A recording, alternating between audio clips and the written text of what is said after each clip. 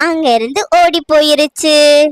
வெளியே உணவு தேடி போயிருந்த கீக்கி கிளி வீட்டுக்கு வந்து பார்த்ததும் தன்னோட குழந்தைங்க இல்லாதத பார்த்து ரொம்பவே கஷ்டப்பட்டுச்சு. ஐயோ கண்ணுங்களா, உங்களுக்கு என்ன ஆச்சு? அம்மா உங்களை வீட்டுல பத்திரமா தானே இருக்க சொன்னேன். அந்த பச்சைத்தலை நாகம் உங்களை சாப்பிட்டுருச்சா? நீங்க எதுக்கு கண்ணுங்களா அம்மா வர்றதுக்கு முன்னாடியே கதவை திறந்தீங்க? என் பாவம், என் குழந்தைங்க, என் குழந்தைங்க. அப்படியே சில நாட்கள் ஓடிச்சு. ஒரு நாள் பாம்பு பக்கத்துல ஒரு குருவியை சாப்பிட்டுக்கிட்டு இருக்கும்போது அங்க ஒரு நரி வந்துச்சு. அந்த நரியை பார்த்ததுமே பாம்பு பயத்துல அந்த பறவையை கீழே போட்டுருச்சு. குருவியும் அங்கிருந்து தப்பிச்சு ஓடிடுச்சு. வந்த நரியும் அந்த பாம்பை கடிச்சு சாப்பிட்டுட்டு அங்கிருந்து ஓடி போயிருச்சு.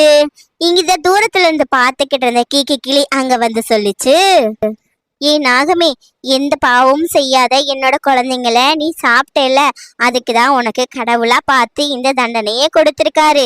என்னோட குழந்தைங்களும் இந்த மாதிரி தானே எவ்வளவு கஷ்டப்பட்டிருக்கும். உனக்கு அதனாலதான் இவ்வளவு பெரிய தண்டனை கிடைச்சிருக்கு.